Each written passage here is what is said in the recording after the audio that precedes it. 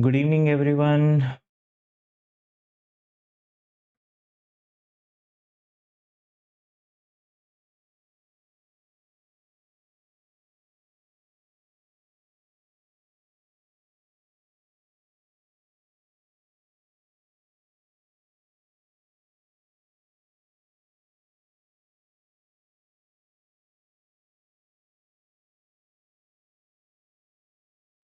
Yes, good evening. Sandhya Rani, good evening. Srinivasalu, good evening. Dasari Revati, Suresh Raji, Dikshita, Sirisha, Sri Kanya, good evening.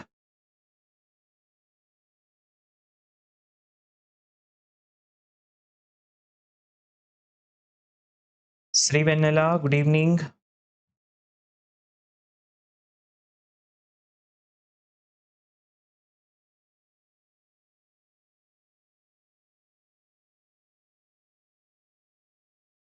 Yes, I am doing good. How about you, Yamuna? How is your preparation going on for Norcet 11.2? Prepared? Ready for the exam? Done with all your revisions? Shravani Kumar, good evening. Good evening. Aruna, good evening. Apurva, good evening. Sindhu Ketawat, good evening. Vijay, good evening. Reshma Praveen, good evening. Anbu Selvi, good evening. Deepika, good evening. Veeralakshmi, good evening. Anita, we will wait for a few more minutes so that all your others also will join so that we can begin with today's mixed bag MCQ discussion. Right? Again, this session will be a mixed bag MCQ discussion where we will be touching all the departments. Okay, I mean all the subjects, all the major subjects. Clear? Vaishnavi, good evening.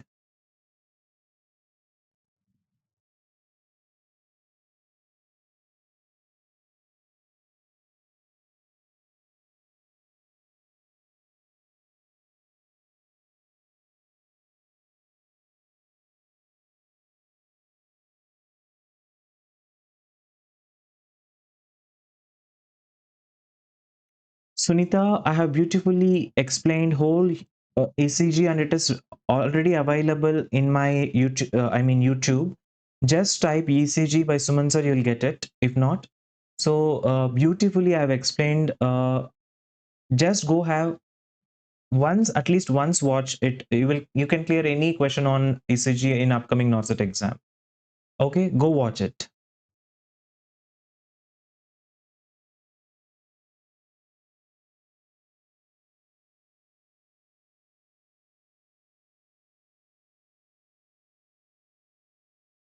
Yes, Kethi Reddy Esther, good evening. Stravani, good evening. Suresh, I am pretty good. Suresh, tell me, how is your preparation going on? Are you people giving the daily tests or only going with revisions? I told you 60% of priority should go for your revisions and extra, I mean, the remaining 40% should be given to your MCQ practice. Okay, it's not mandatory that you should attempt the test only in our app. It's up to you, but see to that you're spending that 40% with your MCQs. That is what my final that is what I want to convey, right? Kumawa Deborah, good evening. Sailaja, good evening. Mirzapur Aparna, good evening. Sir, I am now only started for Norcet 12. Sir, I'm fourth year student. Yes, at third year and fourth year BSc nursing, that's the best time to start your Norcet preparation. Clear? So whichever the subjects you are not familiar with, I mean the first year, second year subjects, even if you are not thorough enough, so you will at least watch them and complete by your third year, and then you will also start your other subjects. By the time your fourth year gets completed, right? Everything, all the lectures will be getting completed and your notes will be ready. Just you will sit, revise, go for the exam, practicing the daily tests. That is what you're going to do immediately after fourth year. So anyone who who are in your third year, fourth year BSc nursing, that is the best time. That is the best time. That's the golden time to start for your Norcet 11 point. I mean, whichever is 13.0 or 14.0, which will be appearing it in the future. This will be the best time. Okay, so start your preparation. Don't waste your time. Time is so precious, right? Even you cannot buy it with your, by giving lakhs, crores. You cannot, right? So time is so precious in life. Don't waste your time. Start studying, start preparing for your NORCET exam, whichever the subjects you are weak, right? I mean, suppose if you are weak at pharmacology, if you are weak at medical and surgical nursing, if you are weak at some other community health nursing, focus on that. Try to complete it then and there. At least whichever you would have studied it by your second year, at least become a master in those subjects. And right by the end of third year or starting of fourth year, you will be starting with your major subjects, other subjects whichever is left for your NORCET exam. And then simultaneously the preparation should go on. As soon as your fourth year gets completed, I think all the lectures once go through will get completed. At least once you will complete all the lectures watching, and then you can straight away you can state and revise for 3 to 4 times, and then give your MCQs, daily tests, and then you are ready to go for the NORCET exam. This is my first live lecture video. I have seen all hyper revision session, very helpful for. Yes, I am recommending all the NORCET aspirants to go through all my hyper revision sessions, whichever I have taken all the previous 19, 18 to 17 to 18 hyper revision sessions which are available. You can go check in the courses in the YouTube. It is for free, nothing. You can just go open it and watch it. Every lecture is a golden lecture, right? At least one MCQ will flash in your upcoming exam from each and every lecture. That's how I'm making the lectures. Okay, hope so you will not miss any single lecture of my hyper revision sessions. Okay, yes, it's better to complete your minor subjects also. It doesn't mean that questions are not going to come from minor subjects. Yes, they are going to ask questions from minor subjects, but since they are called as minor subjects, you cannot neglect it. Okay, so you have to cover. Studying minor subjects is also imperative for your NORCET exam.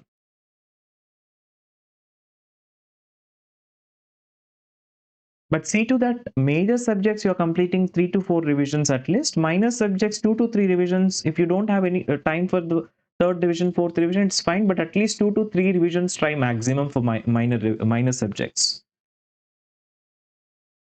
Suresh Raji, sir, your lectures are easy, way in depth information. Thank you so much for the compliment, Suresh Raji. Hope you are enjoying my lectures. Keep supporting. Okay. Yeah. Naresh Kandula, good evening. Syed, good evening. Swati, good evening.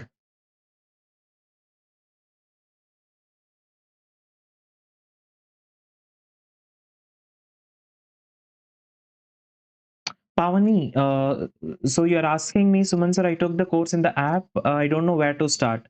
For that, go see the orientation video. I have made an orientation video for all the new subscribers to the app, right? How to start, where to start, and how to proceed with major subjects, what are minor subjects, when you should be going for MCQs, and how to prepare your notes.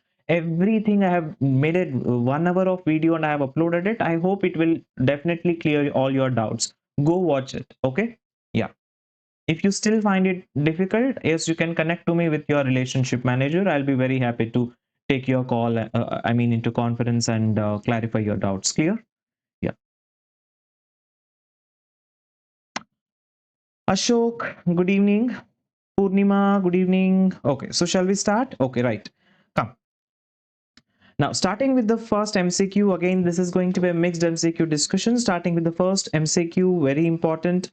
A newborn is examined 24 hours after a normal vaginal delivery. A firm localized swelling is noted over the parietal region of the scalp, which feature increases in size. It also further increases in size at 48 hours after that. And which of the following statements is not characteristics of this condition? Option A, appears several hours after birth. Option B, confined to one cranial bone. doesn't cross the suture lines. Option C, gradually reabsorbs over 2 weeks to 3 months. Option D, swelling of soft tissues of the scalp. Now you people should start giving me the answers. Rather than your Sumanth sir sitting and giving you the answers, I want answers from your side. Yes?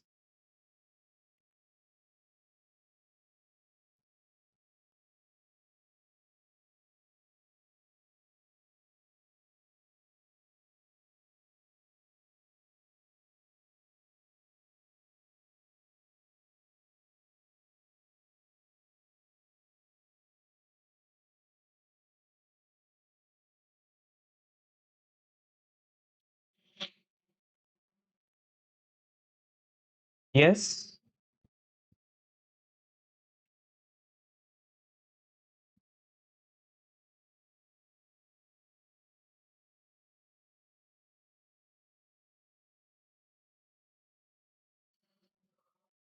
Chalo. People started answering it. Okay.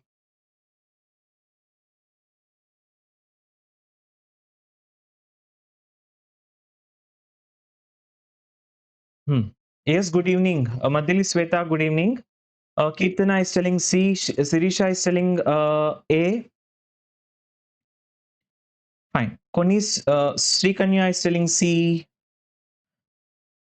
All the options I could able to see in the comment section, A, B, C, D, whichever you like, you people are answering it. I already discussed this yesterday in my yesterday's YouTube live class, and just I wanted to test you people whether you can able to answer in a right way or not, and everyone, whichever you feel, you are answering it. Right? What did I taught you? So see the image carefully. No need to see even the image. Just you can go through the scenario what they have given you, and just you can pick up an answer. Yes, what is this? Savitri is telling it is answer D, Suman sir. Okay, so they are asking you which of the following statement is not correct. Right, we are in a hustle and we don't want to see all these terms except, not, true, false, right? We don't see all this, right? And then we just blindly want to select, and you need a mark from the examiner. It doesn't happen like that. Okay, right? So see here, a new mark, I mean a newborn is examined 24 hours after a normal vaginal delivery. A firm localized swelling is present, is noted over the parietal region of the skull, which further increases in size at 48 hours. Which of the following statement is not characteristic of this condition? Right?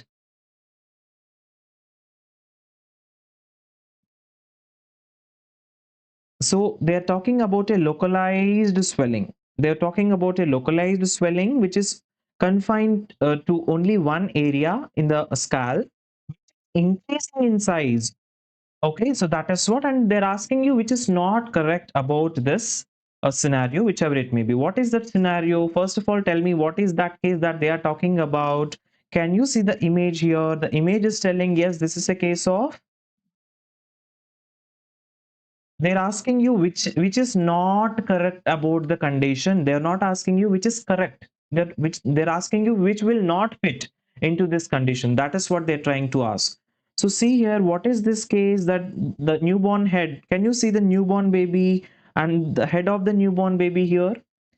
Is it generalized swelling or localized swelling? It is localized swelling.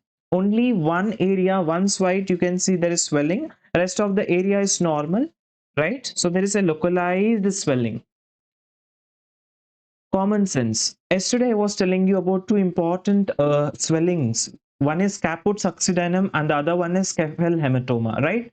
See, caput succedanum, there will be generalized swelling, which is a soft tissue edema, right?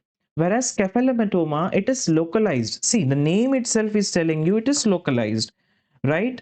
Kephel hematoma. What is Kephel hematoma? Kephel meaning it is localized, right? Hematoma meaning collection of blood, right? Collection of blood. Clear? So localized collection of blood, that is what is in medical term we call it as Kephel hematoma. So see here, In yesterday's class, I've clearly told you that caput succedaneum will be generalized. Pura head will be showing the swelling, which is due to fluid collection, due to soft tissue edema. But Kephel hematoma, it is due to collection of blood between your periosteum and the skull bones, right? The blood is getting collected there. Okay, and remember, caput succedaneum is going to present immediately at birth because it is due to a fluid collection. But whereas Kephel hematoma, I mean the one which I'm showing you here, Kephel hematoma, it is due to collection of blood. See, anything for the blood to collect in between the periosteum and the skull bones, it is going to take time. It is going to take few hours. It will not present immediately after birth, and it is going to take few hours to get collected. So slowly the blood gets collected in between, and then it is going to present as Kephel hematoma. Clear? And remember one important differentiating point also I taught you in yesterday's live class. I hope you people did not watch my yesterday's live class. That's the reason why are you giving these kind of answers. But anyway, let me tell you the main differentiating point between caput succedaneum and Kephel hematoma. Remember, it is suture lines. Remember, caput succedaneum, I told you it is pura head will be showing swelling, which meaning it crosses the suture lines. Kephel hematoma doesn't cross the suture lines, which is localized. Only one part, it will stay there and it will also get resolved then and there, but it will not spread. I mean, it doesn't cross the suture lines as unlike your caput. Okay, so remember, very, very important. Remember, caput, you people, why are you people getting confused? See, caput has cap in it. How do we wear cap? When you put on cap, head cap, it will cover whole head, right? So whole head will be showing swelling in case of caput succedaneum. And Kephel hematoma, name itself is telling you Kephel meaning localized, hematoma meaning collection of blood. And if your question tells that there is I mean bleeding, which is making the patient to go into shock, I mean, newborn to go into shock, think of subgaleal hemorrhage. Okay, galeal aponeurosis, and in between your the layers of your bone. I mean below the galeal aponeurosis. I told you the blood is getting collected, and that is the one which is going to make the newborn to go into shock. You can think of subgaleal hemorrhage. Okay, but keeping it aside, so remember these are the two types of swellings which you get often get confused in the exams. The one is caput and the other one is Kephel. Caput, it will be generalized, caput will be localized.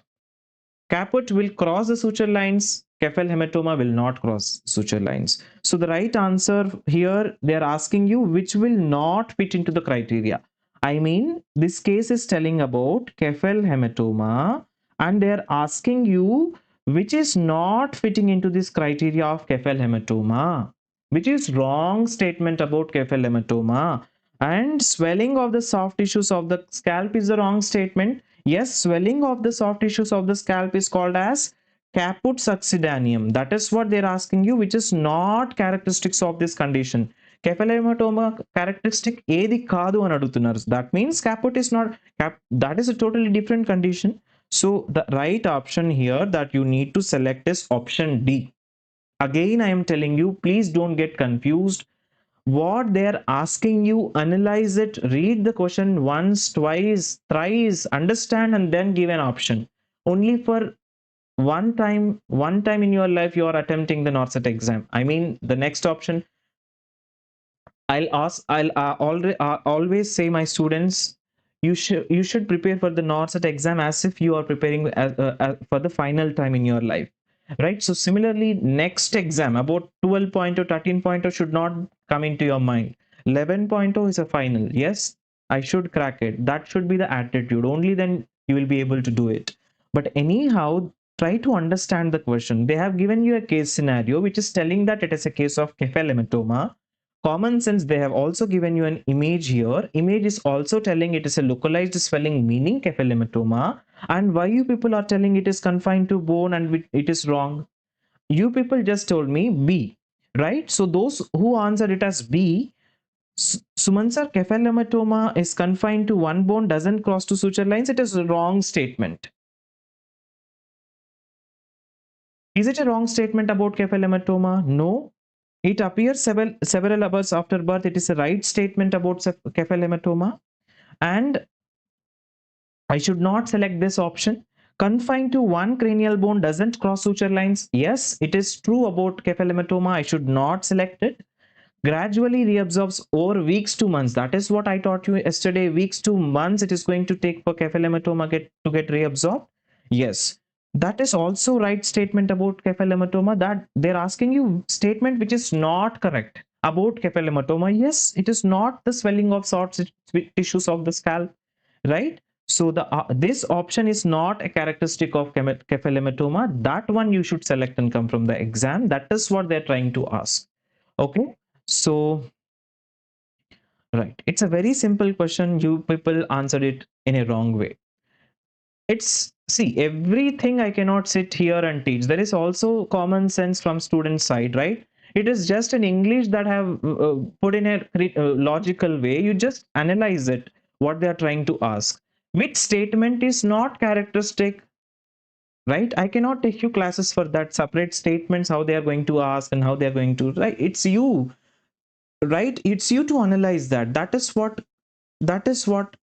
a topper and that's the difference between a topper and the other students. Okay, you should analyze it, what they are trying to ask. You should analyze it. No one taught me, okay, let me tell you, no one taught me how you should select the options. See, but yes, see, I can teach you how to select the right option based upon the condition, but I cannot teach you accept, not, true, false. All these are very, very basic English, which you should, uh, interpret and then you should answer it. Okay, so you don't be in a hustle to quickly select the option.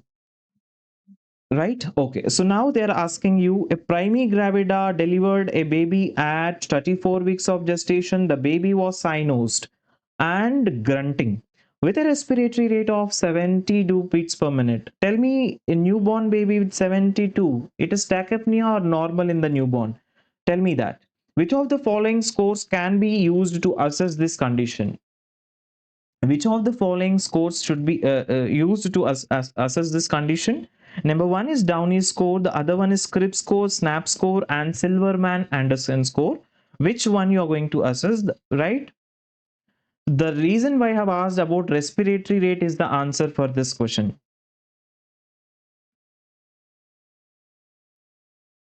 Megawat is telling it is D. Sumanth sir. Shravani is telling D. Kethireddy sir is telling D.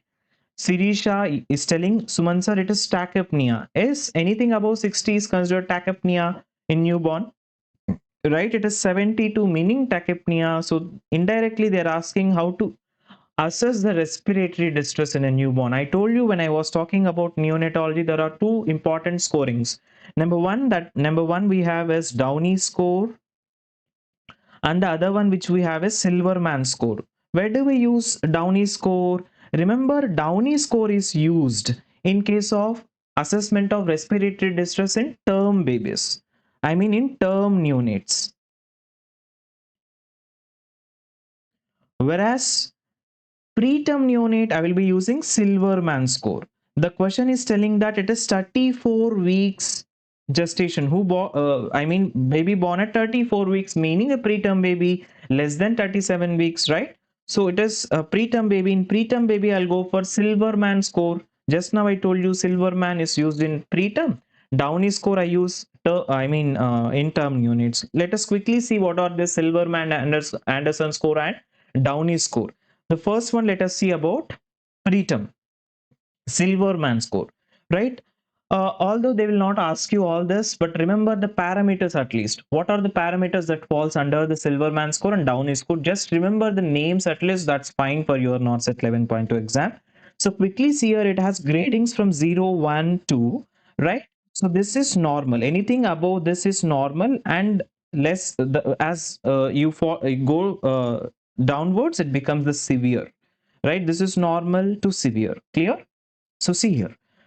So it has 5 parameters. 1, 2, 3, 4, 5 parameters.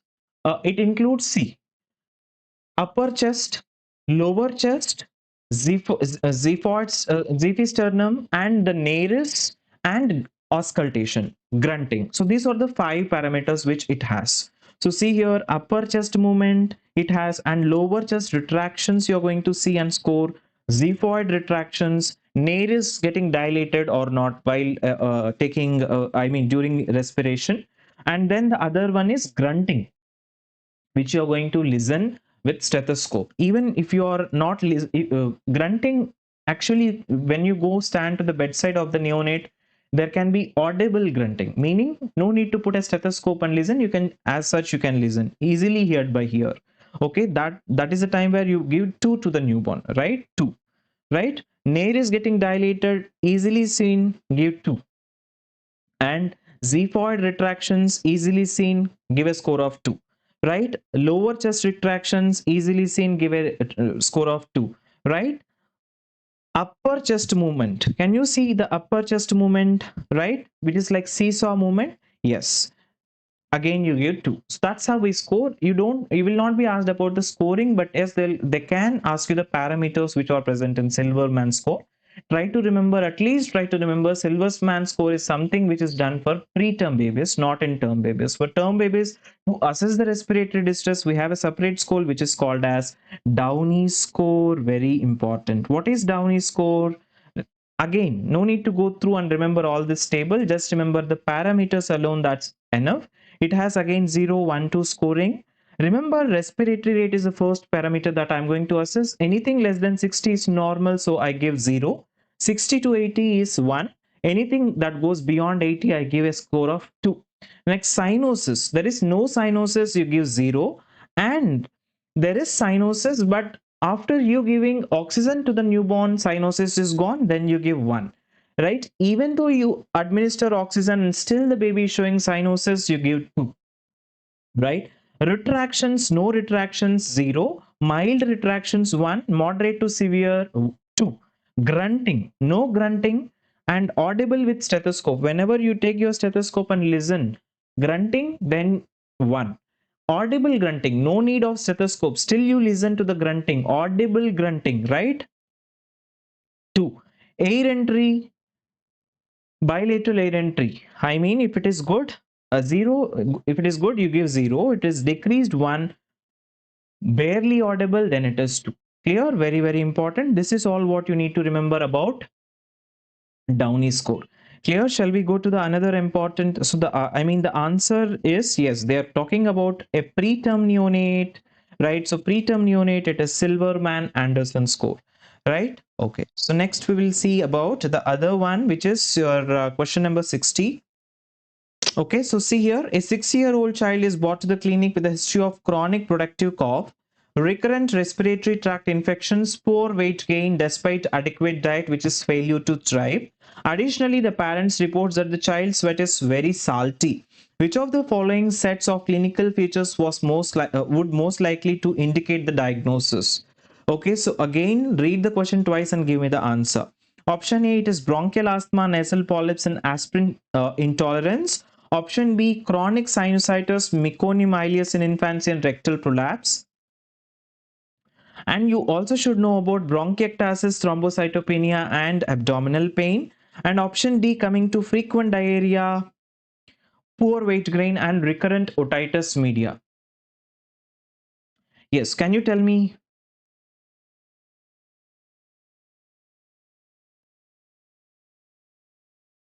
There's a 6-year-old child is brought to the clinic with history of chronic productive cough, right? Recurrent respiratory tract infections. There is poor weight gain despite giving adequate diet, meaning failure to thrive. Additionally, the patient reports that the child's sweat is very salty. I mean, when the patient, I mean the parents, mother or father, when they are kissing the child, they could able to see salt taste. Okay, that is what child's sweat is very salty. Which of the following sets of clinical features would most likely indicate the diagnosis? Yes. Yes, Megawatt is telling D, Shravani is telling D, Mauni Saga is telling D,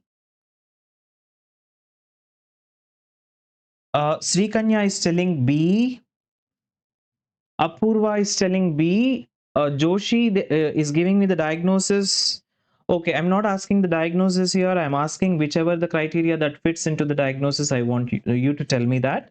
Okay, whether it is A, B, C, D.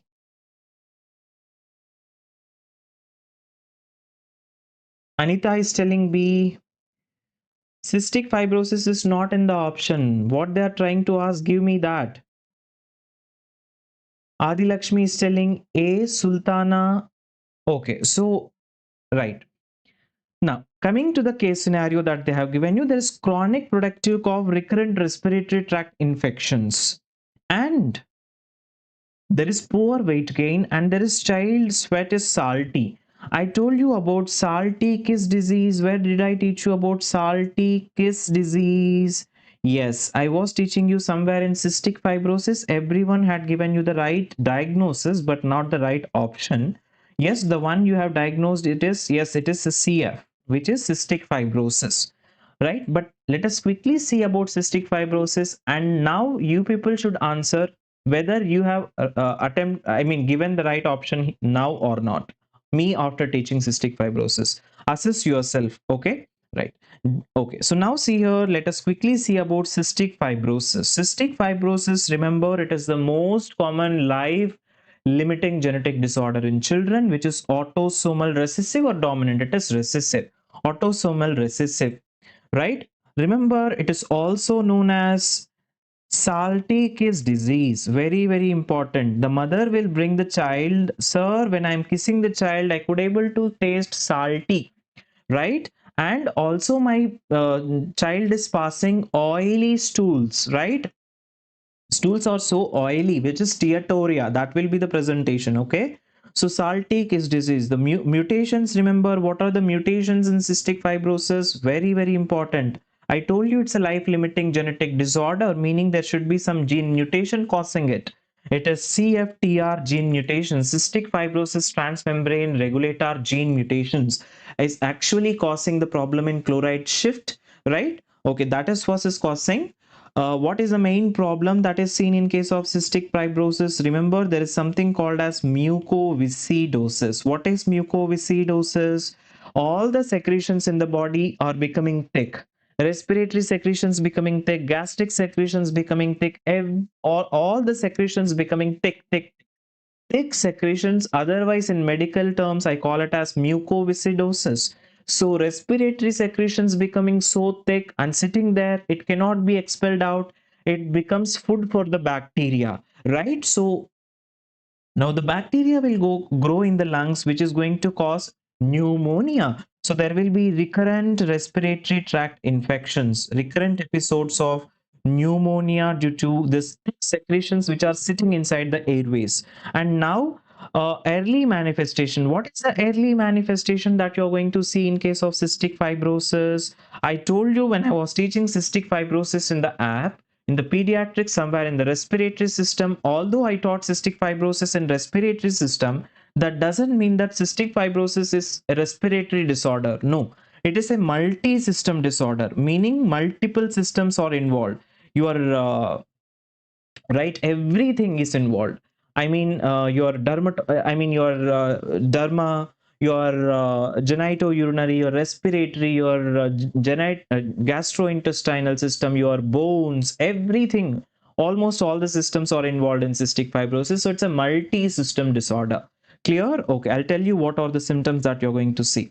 But now, what is the early manifestation? Excellent, Sirisha. I taught you it is a case, right? The baby will not pass meconium, which is called as meconium ileus, right? That will be the early presentation. I mean, during the infancy, right? Now, in older patient, in older children, what could be the presentation? See, suppose now you are seeing meconium ileus in a case of infancy. Now, in older children, what it could be?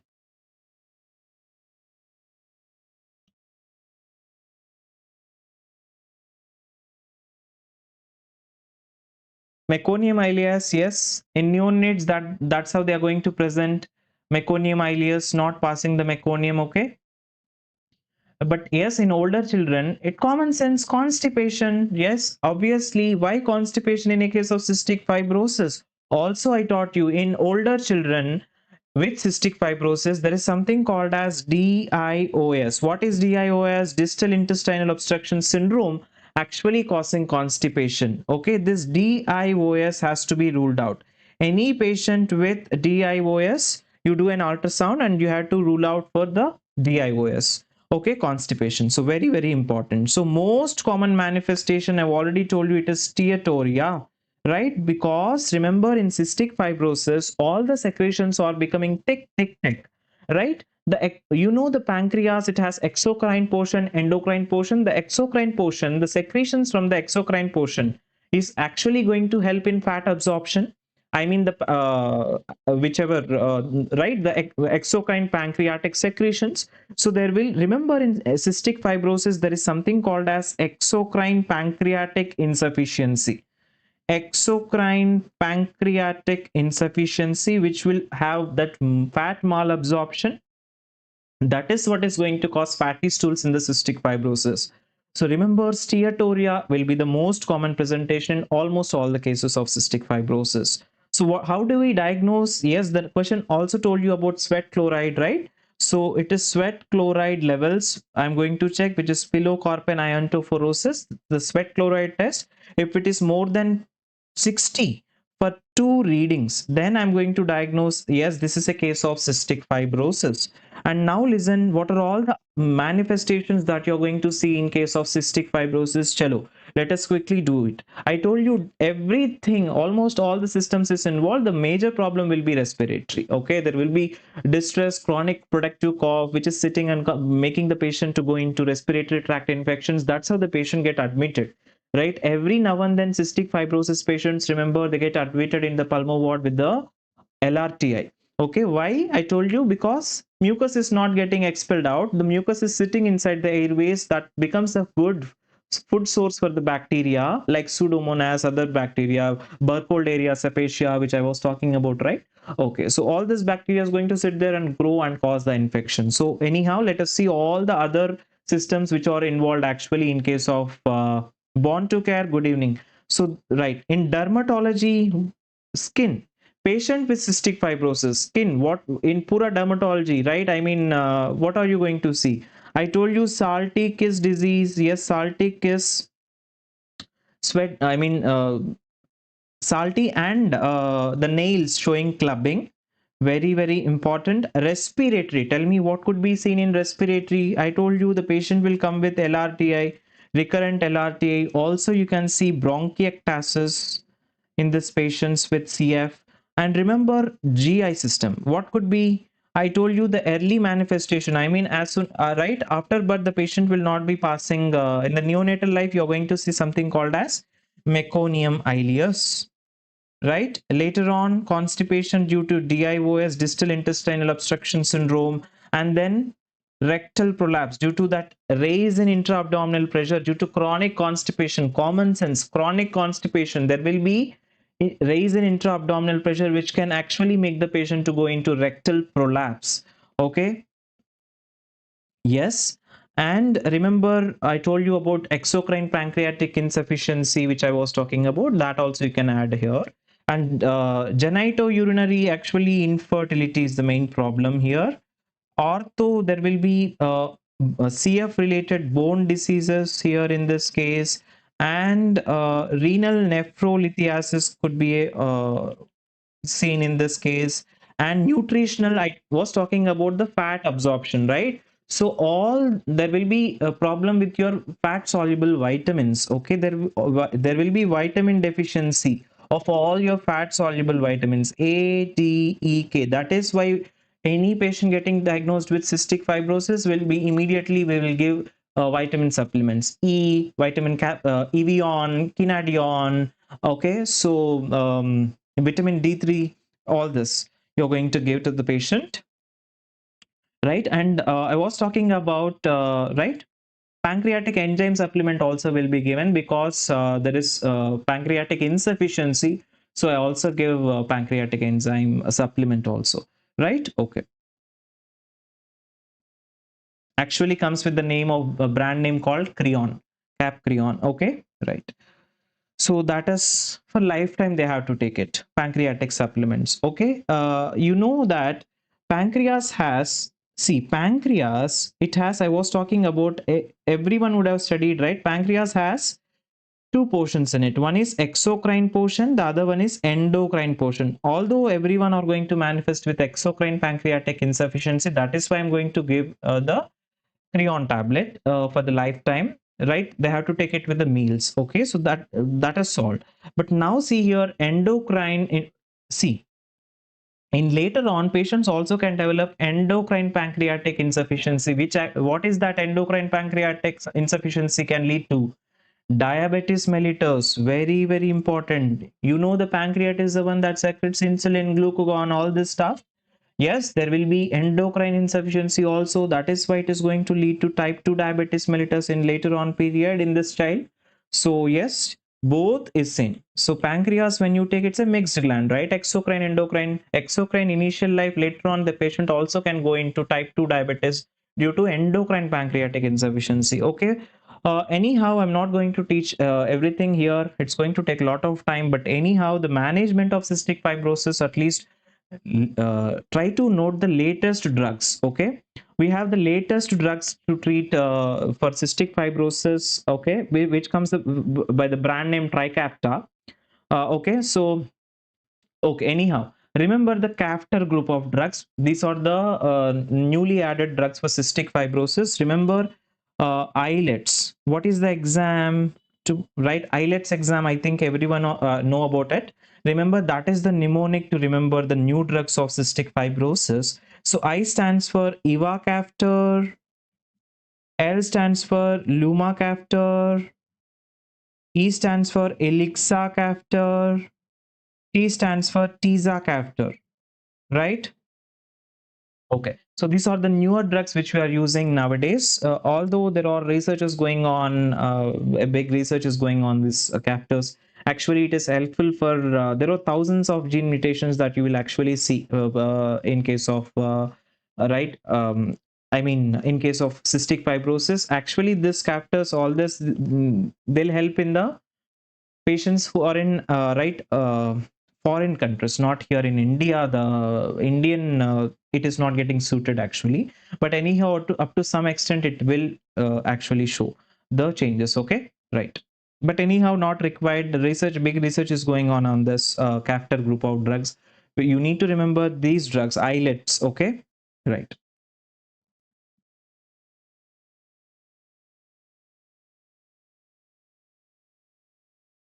So now tell me the option for this.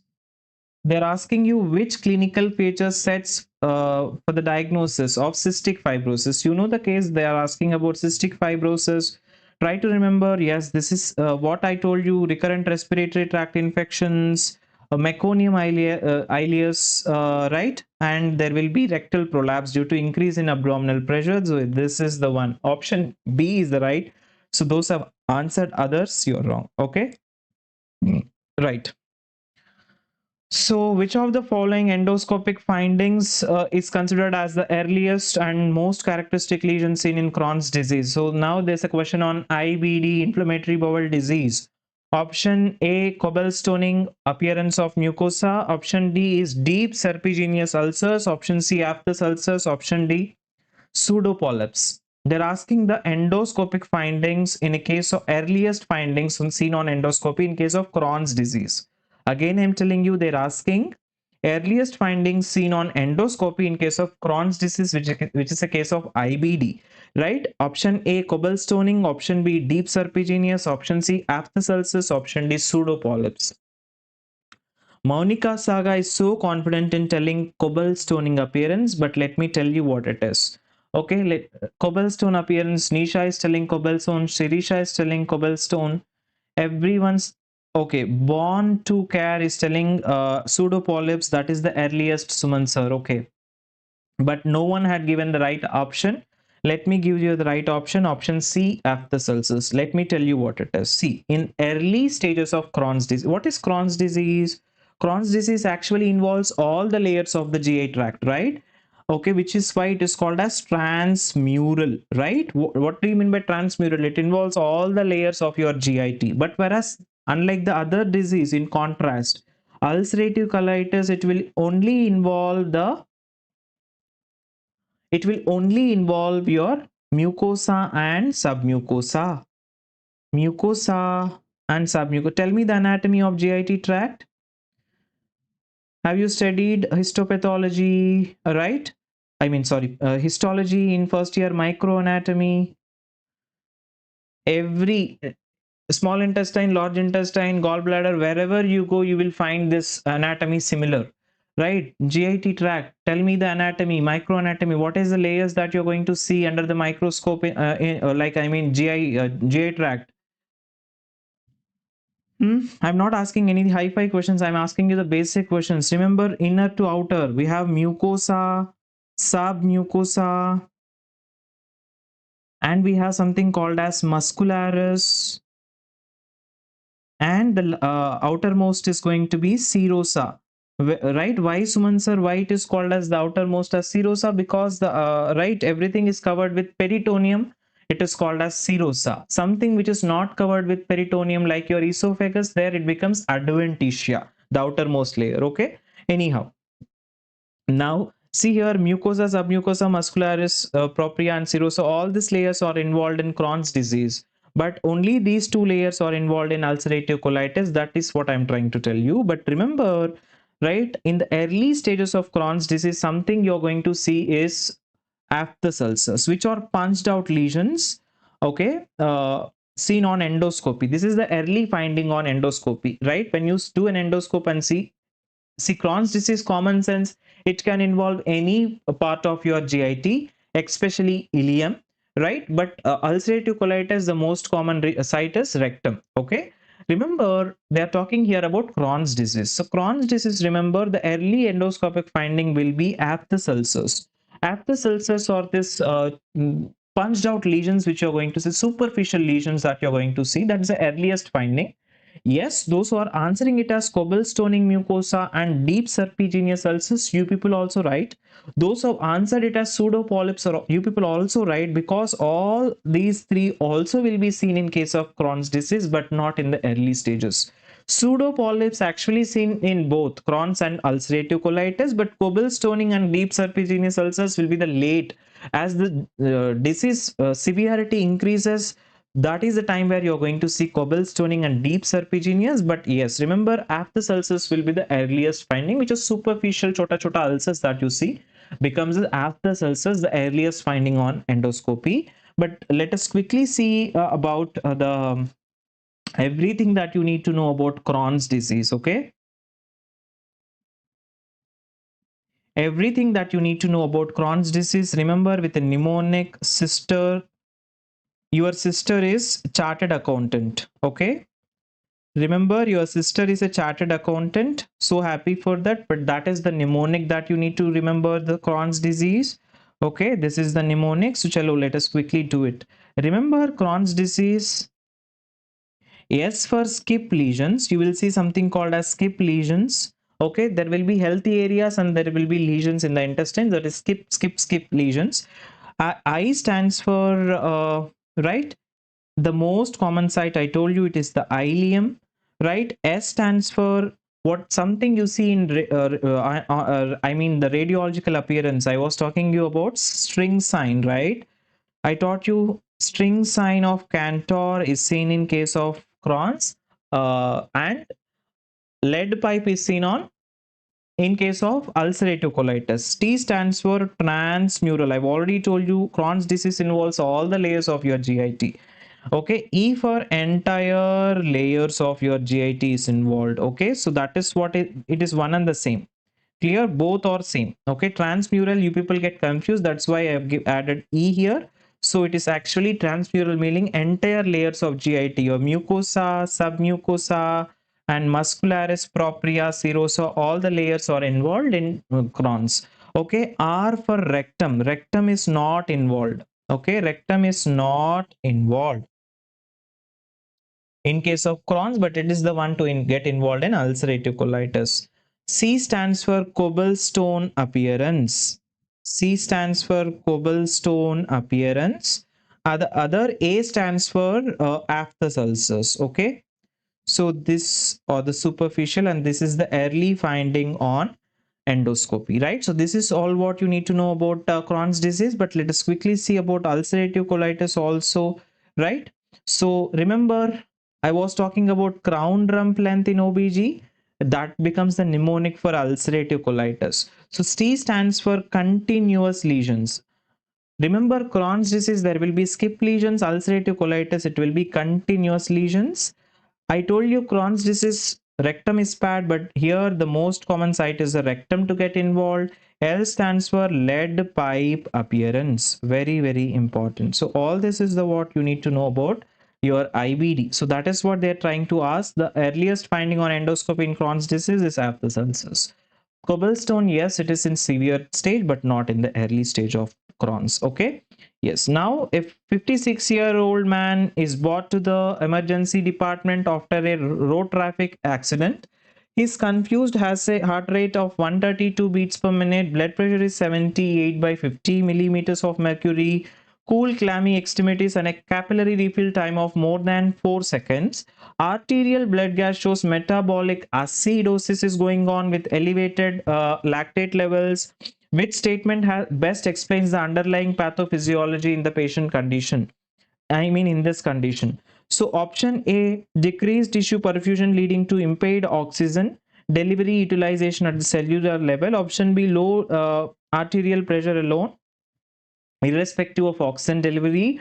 Option C, fluid loss without impact on cellular respiration. Option D, inflammatory cytokine release causing organ failure in all the patients with trauma. What is that they're trying to ask? Common sense, try to pick up the buzzword. There is an patient with history of road traffic accident.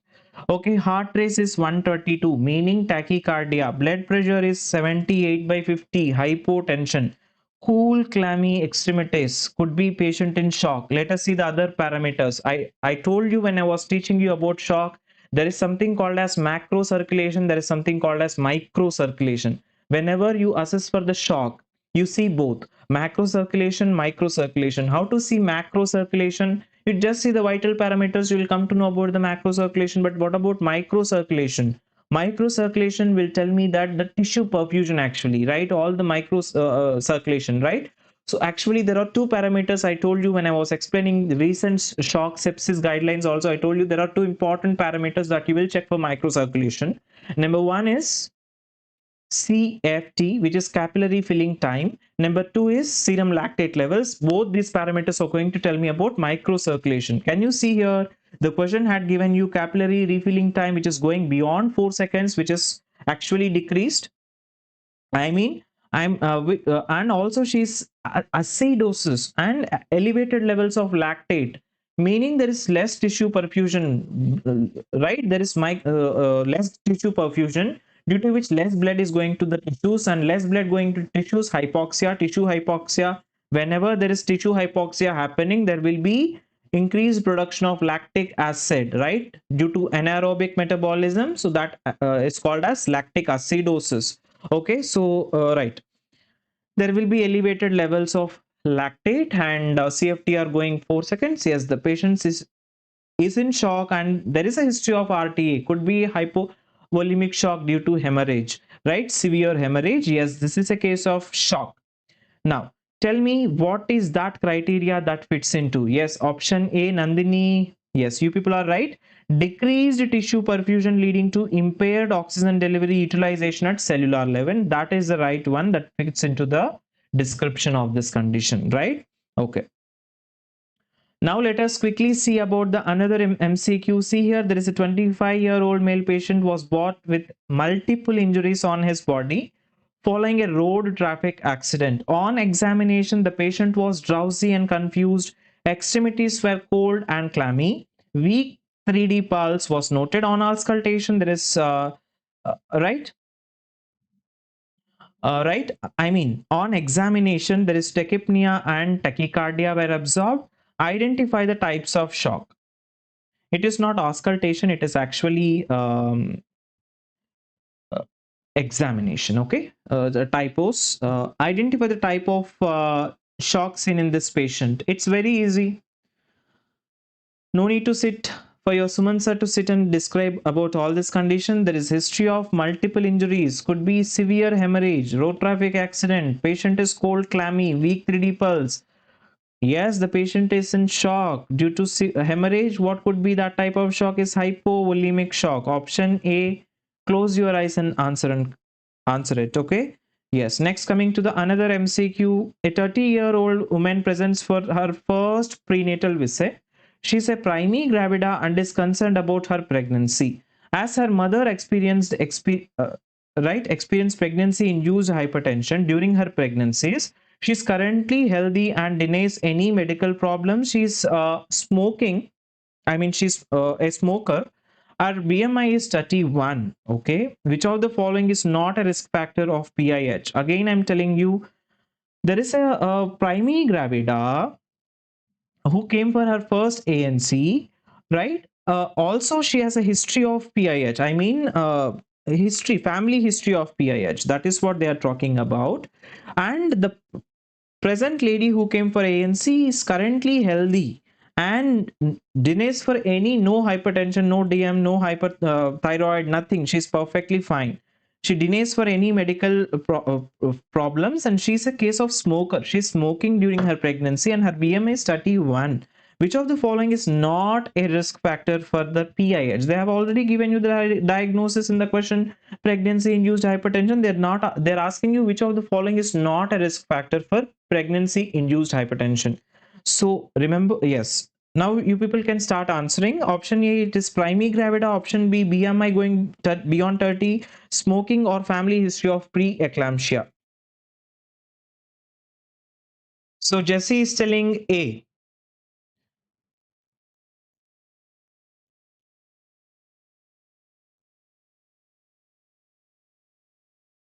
Born to carry is telling Suman sir it is C. Smoking is not a risk factor for pregnancy induced hypertension. Is it the right statement? Madhuri Chenu is telling B. Is we Born to care is telling C. I'll come to you. Born to care. Okay, seen your answer. Saujanya is telling B. Sirisha is telling D. So they're asking you the risk factors of PIH indirectly. They have given you all whole stuff to confuse the students, and indirectly, they're asking you which is the risk factor. I mean, which is not a risk factor of PIH. For that, you need to know what are the risk factors for PIH. Whichever is not there, you put that option and come. That becomes the answer. So let us quickly see the right answer now. So let us quickly see the risk factors of PIH, which is a very, very important topic. Repeatedly asked MCQs from this topic. Very, very important. Pregnancy induced hypertension risk factors. Remember, the mothers getting exposed to the placental tissue for the very first time in their life, they are at high risk of developing PIH. And those who are getting exposed to more placental tissue, they are also at high risk of developing PIH. So for the first time, if they're exposing to the placental tissue, yes, this is primary gravida, that is, yes, they are at high risk. The other one is, remember, TMR, T for twin pregnancy, M for molar pregnancy, RH negative pregnancy. All these three are also at high risk of developing PAH, since you see big placentomegaly in these three cases. And also remember, right? Obesity is also a risk factor for PIH. The only protective factor here in case of PIH, it is smoking. Smoking is protective in PIH. Clear? That doesn't mean that Suman sir should we need to smoke during pregnancy to prevent PIH? No, right? So actually, there are problems due to smoking during your pregnancy. Actually, your smoking can cause. Where did I taught you smoking? Actually, can make the patient to develop APH. What is APH? Antepartum hemorrhage. It's the most common risk factor for the patient to develop. That doesn't mean that smoking is protective. You have to smoke to prevent PIH. No, right? So actually, it can also cause, there are many other problems that it can cause. Okay, right, fine. So right, so those have answered it as, I think, Born to Care, option C. She had logged it. I am giving the credits to Born to Care. Yes, you are right. It is smoking, which is not a risk factor for PIH. Okay. So shall we go to the another important MCQ? Right. So see here, a 22-year-old pregnant woman with severe preeclampsia is receiving magnesium sulfate for seizure prophylaxis. Her current serum magnesium level is 7 milligrams per deciliter. what does this indicate regarding her magnesium sulfate therapy? Option A, the level is within the therapeutic range for the magnesium sulfate. Option B, the level is below the therapeutic range for magnesium sulfate. Option C, the level indicates the potential toxicity of magnesium sulfate. Option D, the level indicates the need for immediate cessation of magnesium sulfate. So now you have those, right? You are giving a maintenance in a case of severe preeclampsia for magnesium sulfate, and it is somewhere around 7 milligrams per deciliter. Whether should I consider is it in normal therapeutic range, or it is in low or high? Should I increase the dose? Should I withhold the dose? What should be your next nursing priority action is the question.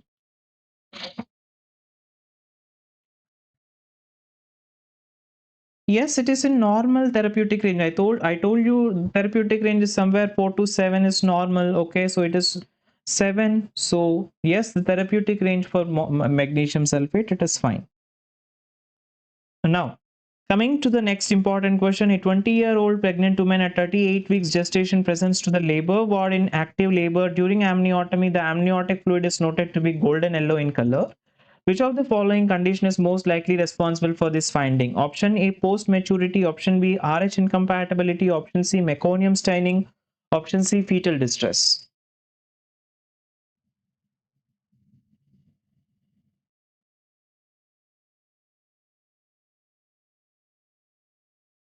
Yes, Sweta, Jayas, okay, Kethi Reddy Esther, Jayasri. Common sense, there is a case of golden yellow in color, you will always think of RH incompatibility. Yes, those have answered, you people are right. B, Anita, you are right. So RH incompatibility, why do you see golden yellow color? Because RH incompatibility, what is happening in RH incompatibility? The mother is Rh negative, baby is Rh positive. Mother antibodies will now cross the placenta, which are IgG. Now will go sit in the babies on the RBCs of fetal RBCs, and it is going to break down the RBCs, leading to hemolysis. Whenever there is excessive hemolysis happening, you know I taught you bilirubin metabolism in neonatal jaundice. So more hemoglobin, more bilirubin. I mean the heme part is the culprit to form bilirubin. So more heme, more bilirubin, hyperbilirubinemia, unconjugated hyperbilirubinemia. So that is why amniotic fluid is giving that hue, golden yellow hue. So that is what RH incompatibility. I was teaching you in neonatal jaundice also, I taught you this, right? So RH incompatibility, right? So very important. So now let us see about the another important MCQ. A 28-year-old pregnant woman at 28 weeks gestation presents with rapid uterine growth and dyspnea. Ultrasound reveals a large vertical pocket of amniotic fluid measuring 16 centimeters. She has no history of diabetes or hypertension. Which of the following conditions is most likely to be associated with this scenario? Option A, fetal anencephaly. Option B, renal agenesis. Option C, placental insufficiency. Option D, amnion nodosum. Tell me.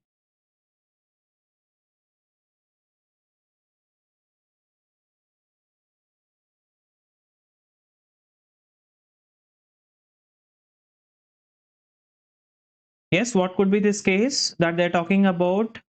There is a patient who is at 28 weeks of gestation who is currently pregnant, and she's having rapid distension, uterine distension, and also she's experiencing dyspnea. Ultrasound reveals large vertical pocket is measuring 16 centimeters. She's perfectly fine otherwise, meaning no history of any comorbidities. Which of the following conditions is commonly associated with this scenario? Right, that they are asking. Jyoti is so confident in answering A. What, right? Yes, tell me what is this? Yeah, I taught you what is this. Everything about oligohydramnios, polyhydramnios. I taught you this in case of your fluid, amniotic fluid disorders. Please go watch it. I taught you there. Right now, tell me this.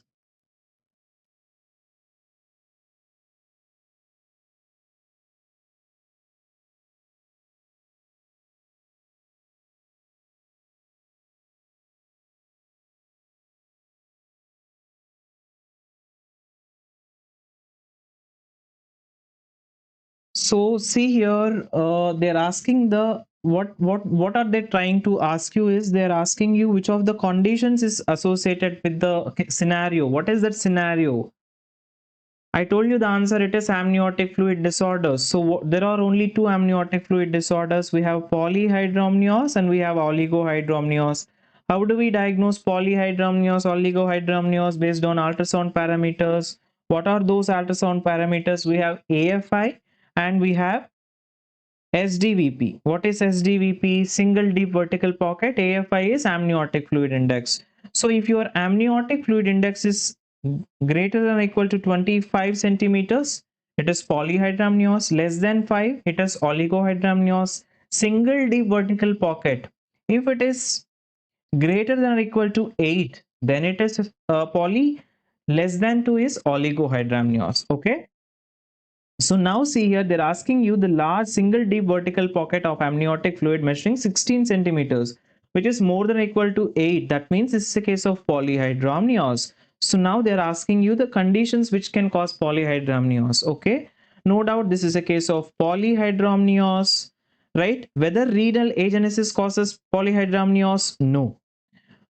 Placental insufficiency, it causes oligohydramnios. Amnionodosm also causes oligohydramnios. All these conditions causes oligohydramnios, not polyhydramnios. The only thing is fetal anencephaly, where there will be swallowing defect, where the patient cannot swallow. I mean, the fetus cannot swallow the amniotic fluid imbalance, so polyhydramnios. So the option that you need to remember is fetal anencephaly. Remember, polyhydramnios, the most common risk factor is, the most common risk factor is GIT.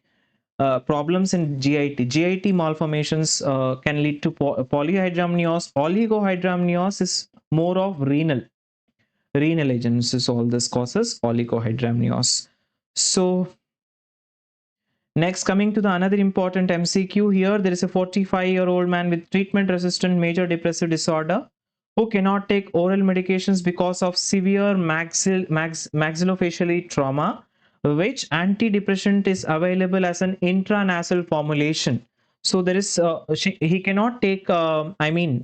There's a person who got diagnosed with depression, right, where I cannot give oral antidepressants because there is trauma, maxillofacial trauma. What antidepressants will become the intranasal formulation that they're asking you?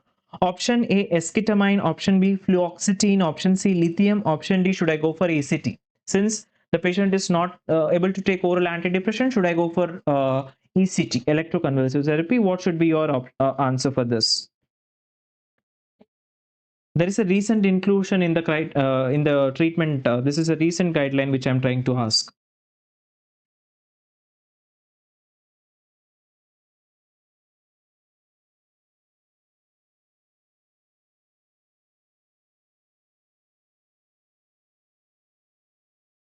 What is it?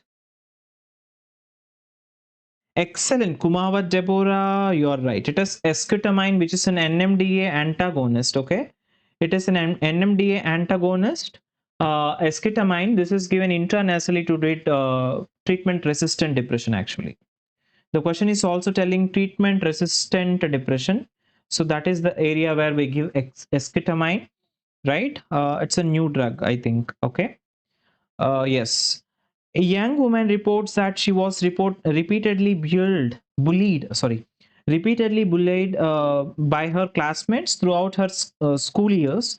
As an adult, she develops marked fear while speaking on stage, anxiety, avoidance of situations where she may be negatively evaluated by others. She also reports low mood secondary to these symptoms. What is the most likely diagnosis? So option A, personality disorder. Option B, anxiety disorder. Option C, peer pressure. Option D, is it a social anxiety disorder?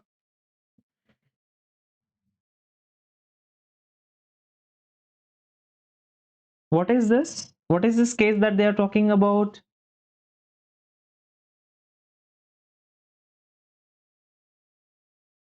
A young woman reports that she was repeatedly bullied by her classmates throughout the past during her school years, and as it is adult, she's experiencing marked fear, right? Is it? It's a very easy. It's a very easy scenario that they're asking you.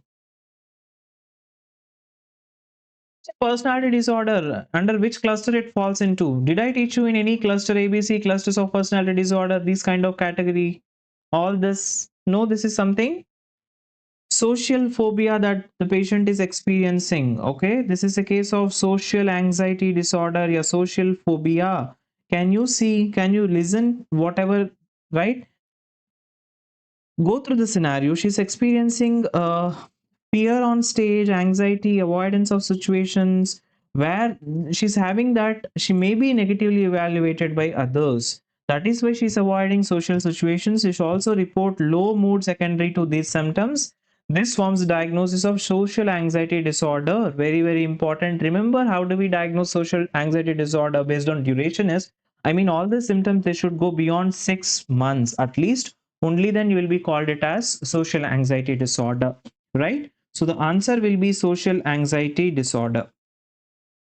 Next, let us see the another important MCQ here. Okay, a 65-year-old male patient presents 6 weeks after experiencing ST elevation myocardial infarction. He reports malaise, fever, and chest discomfort that worsens with deep breathing. On examination, there is pericardial friction rub. Laboratory test reveals leukocytosis and elevated ESR. What is the most appropriate initial treatment? Option A, glucocorticoids. Option B, aspirin. Option C, colchicine. Option D, rescue PCI, primary coronary intervention. What should I go for? Right, there is a case of 60-year-old male, right? 6 weeks post MI, right? He's coming to me with the complaints of fever, chest discomfort, and there is right, which the chest discomfort worsens with deep breathing. Right, on examination, I mean auscultation, there is something called as pericardial friction rub. Right, could be something about pericarditis. Can't you think of? Right, now there is elevated ESR, leukocytosis. What is the most appropriate initial treatment? Priya Prashanti is telling aspirin, Born to Care is telling aspirin, Cerivanella. Right, those are answering it as option B. Why? Tell me why you are answering aspirin in this case. Why aspirin in this case? Coming with chest pain, I mean chest discomfort, pericardial friction rub, fever, post MI, 6 weeks, elevated inflammatory markers. What is the case that they are talking about? What are all the post MI complications that I taught you?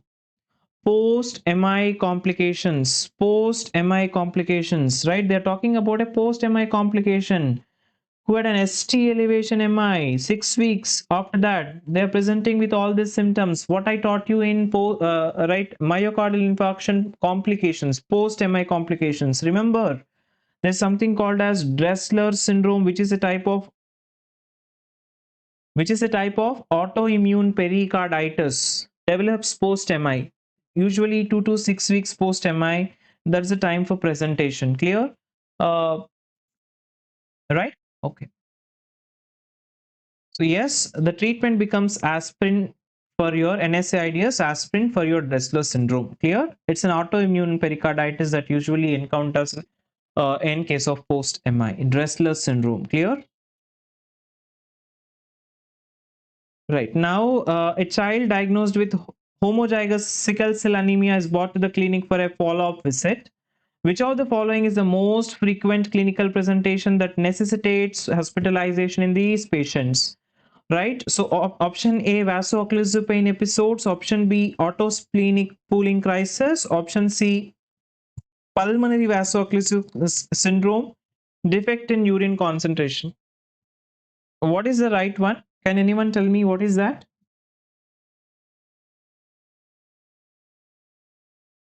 They have given you the diagnosis that they are asking about sickle cell anemia. What will be the most frequent reason? I mean, clinical presentation for the hospitalization. Very frequently, why do they get admitted into the hospital with sickle cell anemia cases? In sickle cell anemia, what did I taught you when I was teaching you sickle cell anemia in pediatric hematology? What did I taught you? Common sense, they're talking about sickle cell anemia. I told you, right? Whenever there is hypoxia or whenever there is infections, what happens to there will be increase in sickling. Now the RBCs will attain its sickle shape, and sickling, increase in sickling causes thrombosis, increased risk of thrombosis, I mean clot formation, right? They'll go sit in the blood vessels and they'll form a clot there, that's sickling, right? So what happens due to that? I told you, go see the pediatric hematology sickle cell anemia. I did not study about sickle cell anemia. I taught you something about mesenteric infarct, right? Due to the occlusion, right? Uh, Due to the thrombosis and mesenteric, there will be mesenteric infarct, right? And there will be something called as renal papillary necrosis I was talking about. Yes, all this comes with pain in abdomen, mesenteric infarct comes with pain abdomen, right? RPN, renal papillary necrosis, comes with loin pain, right? And in males especially, they'll come with priapism, right? Painful erection of penis, priapism, right? All this will be the presentation in case of sickle cell anemia. So see the pain crisis, right? So yes, it is vaso-occlusive pain episodes that makes the patient to repeatedly get admitted into the hospital with pain in abdomen, low in pain, could be whatever it may be, right? Go check once, study about sickle cell anemia also. It is very important. Peds hematology, thalassemia, hemophilia, sickle cell, all this are very, very important. Okay, platelet disorders. What are your platelet disorders?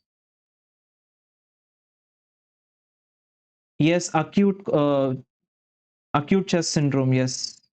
Due to MI, there can be problems of MI, there can be problems of the stroke. Okay, yes. Actually, the most common reason for death in MI is your MI. I mean, sickle cell disease, it is MI.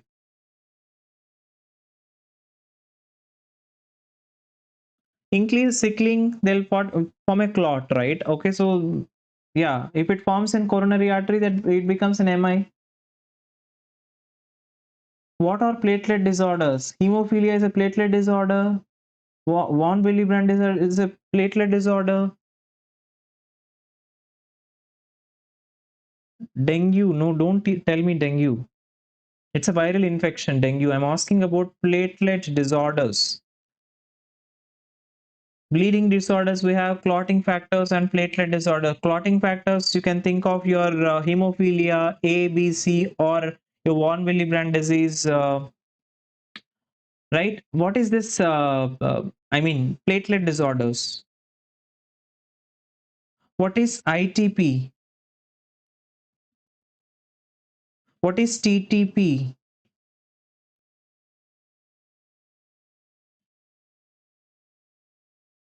Idiopathic thrombocytopenic purpura, thrombotic thrombocytopenic purpura, all these are platelet disorders. Okay, yes. What is that we give in ITP? Idiopathic thrombocytopenic purpura, rituximab. Okay, yeah, anyhow.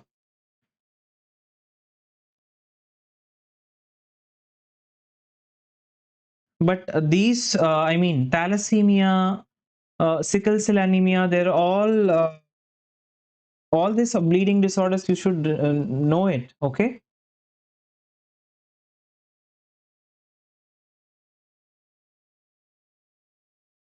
sorry, not bleeding disorders, you should know them.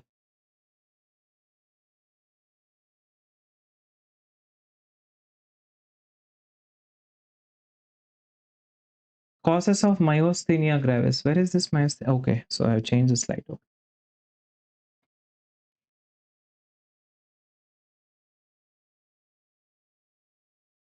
All the pediatric hematology, please try to understand. Okay, you should know it. Okay. Hemophilia is not a platelet disorder. Those who are answering it as a platelet disorder, no. Hemophilia is actually clotting factor deficiency is causing, right? Yes, yes, hemoglobinopathies. So all these are hemoglobinopathies, which are your everything is related to your hemoglobinopathies. Yes. Yeah, your thalassemia, right? Where there's problem with your beta globin chain, could be alpha globin chain, alpha thalassemia, beta thalassemia, right?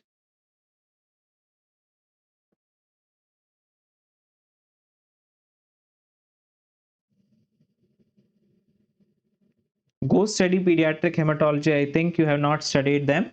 Please go watch it. Okay. So now there is a 28-year-old woman presents with diplopia that develops daily in the evening.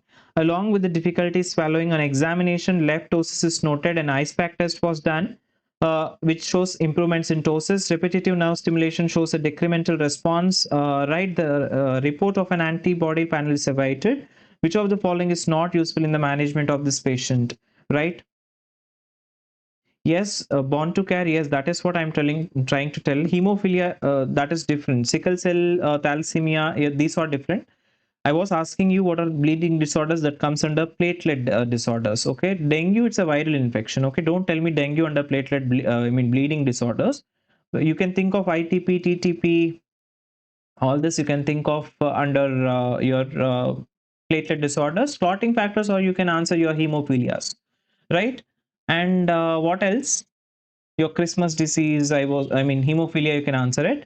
And the other one, all rest of all this sickle cell, thalassemia, all this you need to know about them. They're, yes, hemoglobinopathies. Okay, yeah. Anita is selling physostigmine. This is a case of myasthenia gravis. Yes, you are Monica. Yes, you are right. This is a case of myasthenia gravis, right? Why? Because there is a bedside test which we do. It is called as ice pack test, which causes improvements in the ptosis. That, yes, more towards myasthenia gravis. Also here, the nerve stimulation is showing a decremental response. Again, it is more towards myasthenia gravis.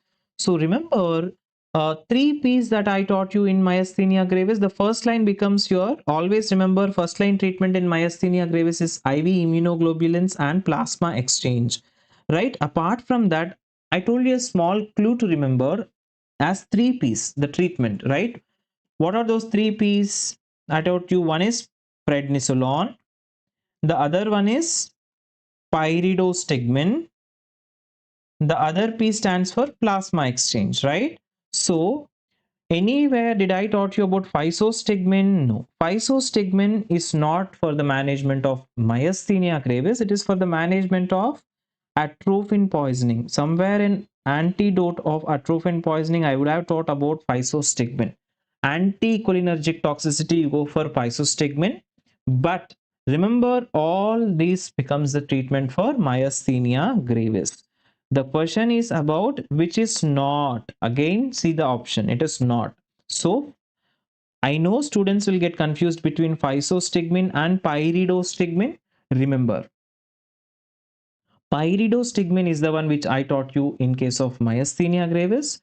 Physostigmine, it is for anticholinergic poisoning. Clear? Like atropines, atropine poisoning. Okay, so physostigmine, it is used in poisoning. Remember like that. Pyridostigmine, it is for the treatment of myasthenia gravis.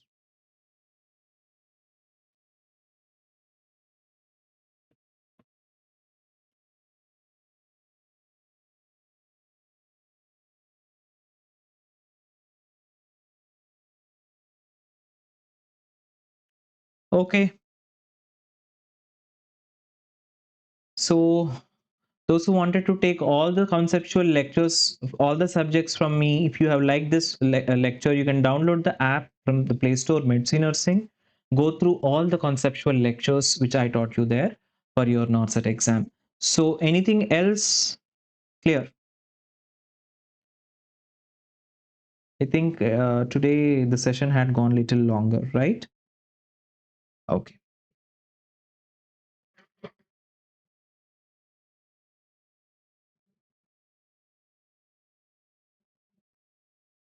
Thank you so much, Born to Care. Thank you so much. I don't know what's your name.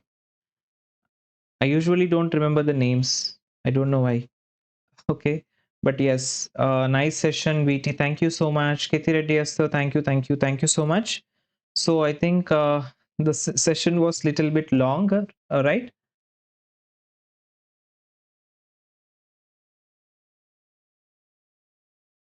Thank you all. Thank you so much. We'll see you in the upcoming YouTube live class. All the best. Till then, stay tuned on social media so that we will upload all the uh, YouTube live upcoming classes on our social media. Clear?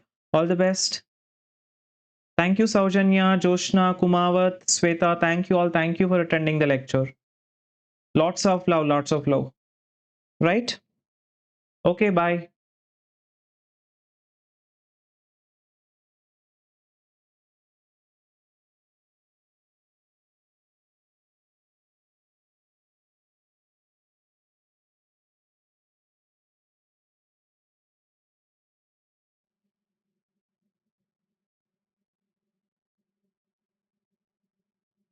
Thank you. Thank you so much. Thank you. See, Ammu, for topic wise, you have to go for my app. Download the app from Play Store and go through that. You will find all the topic wise explanation from me. But here, it's already the session is the name itself is telling it's a hyper revision session, right? But for me to sit and tell all the topics, it is going to take more time. So let us be in the same way, right? But if you want to listen all the concepts, it is already made. It is there in the app. Download the app and go through it. Clear? Okay. Mahesh, thank you. Bharati, thank you. Thank you all. Somnath, Mahesh, Bharati, thank you so much. Thank you for attending the live. Okay, bye. Good night.